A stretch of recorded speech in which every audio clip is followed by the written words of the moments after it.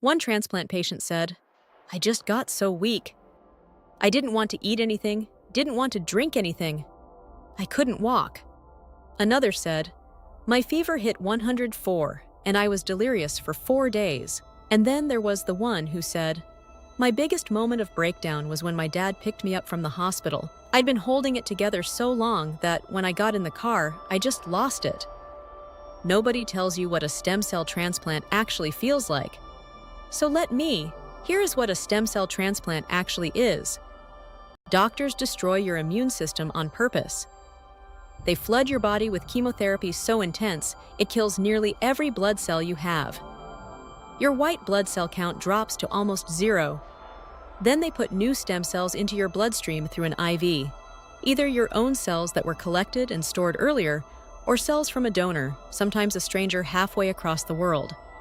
Those new cells travel to your bone marrow and start rebuilding your blood and immune system from scratch.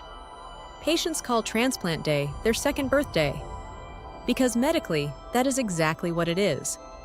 Your body starts over. But here's the part the pamphlet does not cover. The first week after the high-dose chemo, you feel fine. You walk laps around your hospital room.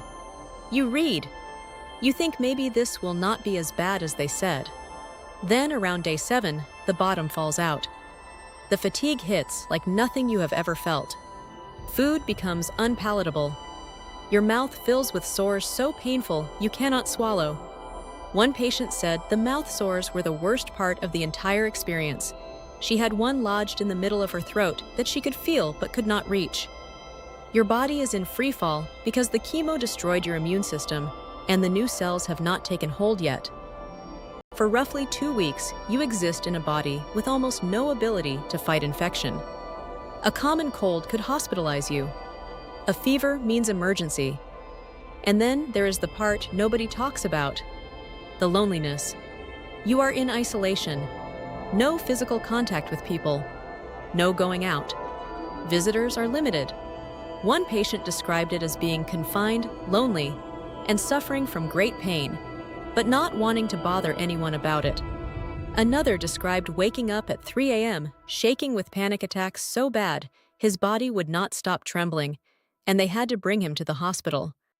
The emotional toll of a transplant is as brutal as the physical one. You are lying in a room, watching your body hit 0 and hoping that a bag of someone else's cells will bring you back to life. That is not a medical procedure. That is an act of faith. But here is what else the survivors say. One patient said, "I went from the death phase to a recuperative person." Another said, "By month 2, I felt better than I'd felt in a long while." Another survivor put it simply, "There is not a day that goes by that I don't feel gratitude and appreciation to be here." The transplant does not just reset your blood. For many patients, it resets everything: what matters, who matters, and how fiercely you hold on to every single day you are not guaranteed. Share this with someone who is about to go through a transplant, or someone who just came out the other side and needs to know that what they went through was extraordinary.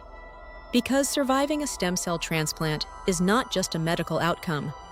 It is one of the most courageous things a human body can endure.